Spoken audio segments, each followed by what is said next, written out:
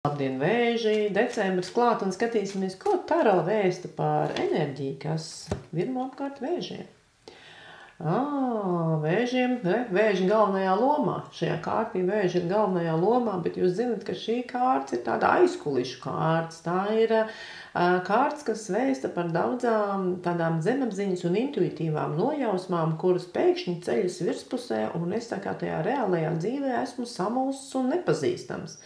Tātad jums jāpierauga, lai realitātē, fiziskajā pasaulē, kur notiek melnās piekdienas, kur notiek iepirkšanās, tirdziņi, atlaides, dāvanu pirkšanas, trauksme, lai jūs neesat galīgi apmulsis, lai jūs varat orientēties visā, kas šeit notiek, jo šī kārts liecina par tādu kā dzīvošanu iekšpusē vairāk nekā ārpusē.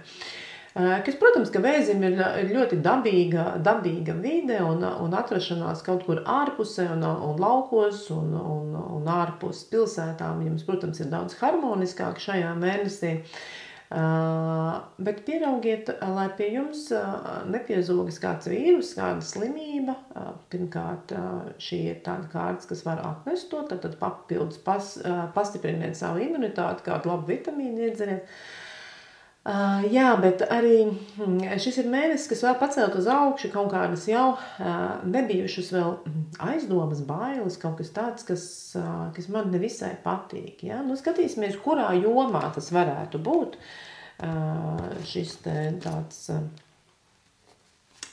pagātnes bailes, kas man nāk no pagātnes, par ko es šaubos, ko es nezinu, vai es to varu, vai es to māku, vai man izdodās. Jā, tas pārsvarā ir saistīts ar savām iekšējām sajūtām. Darbs.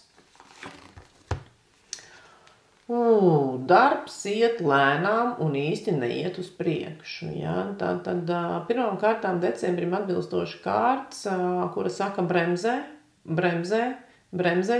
citās būs jūs deguna tuliņās. Ja? Ļoti liels noslogojums, neskaitāmi darbi, nepabeigtas lietas, viss prasa savu laiku, viss prasa savu uzmanību, nepārtērējiet spēku. Mīļie vēži, nepārtērējiet. Ja?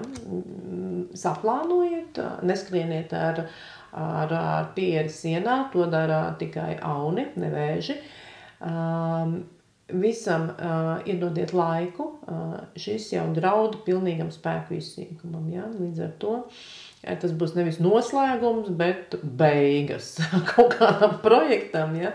Tā kā mēs gribam novadīt lietas darbā droši vien pie noslēguma, nevis pie nokrišanas uz degunu, tādā gadījumā jums ir jāpadomā ļoti par to, ar ko jūs kopā strādājat, kas ir cilvēki, vai apkārtējie cilvēki nav tie, kas uzveļ jums pārāk daudz darba, vai apkārtējie nav tie, kas ietekmē jūs, pareizāk sakot, nelabvēlīgi, ja, jo jūs redzat, ka tie zobeni sadurti mugurā, tas nozīmē arī tiešām tā varbūt kaut kāda nelabvēlīga persona ietekme uz jums, kas neļauj vienkārši tikt uz priekšu darbā.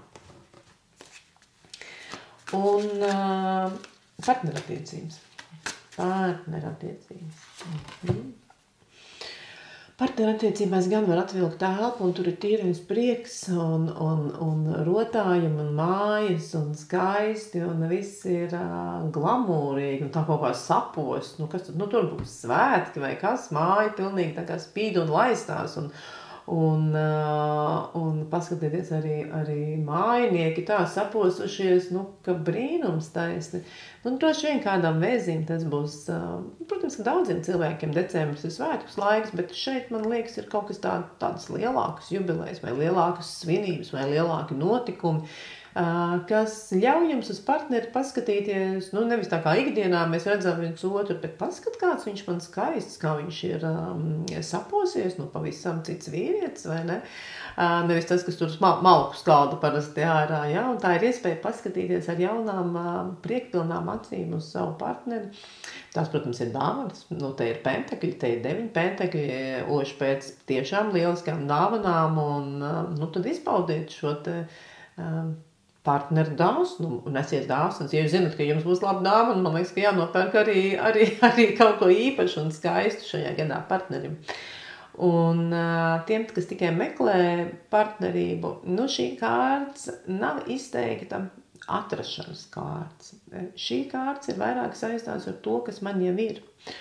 Un, ja jums ir padomā kāds cilvēks, kāds īpašs cilvēks, kas turpat blakus, jau ilgu laiku, jums palīdz daudzās lietās, jūs atbalsta, jūs ir tāds palīdzošs plecs, tad iespējams, ka šis cilvēks ir īstais. Ja? Padomājiet par to, tādēļ, ka šī nav jauna atrašana, bet šī ir priekpilna kārts. Tas nozīmē, ka tas cilvēks ir tepat, un viņš ir katru reizi, kad jūs kaut ko vaicājat vai lūdzat, jūs zinat, kam piezvanīt.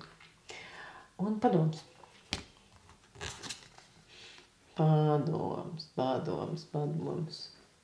Padoms ir sargiet savu ķermeni. Patiešām. Šī ir tāda pārstrādāšanās un pārņemšanās kārts. Un atkal viņa vēsta par to, ka ir iespējams vienkārši pakrist. Ja? Tā kā es jums iesaku atpūsties, izbaudīt partnerību, būt ārpus pilsētām, neiesaistīties strīdos, uzmanīties no apkārtējiem un visā pārējā, viss pilnīgi mierīgi. Labi, lai priecīgs noskaņojums jums un tiekamies atkal nākamēnes.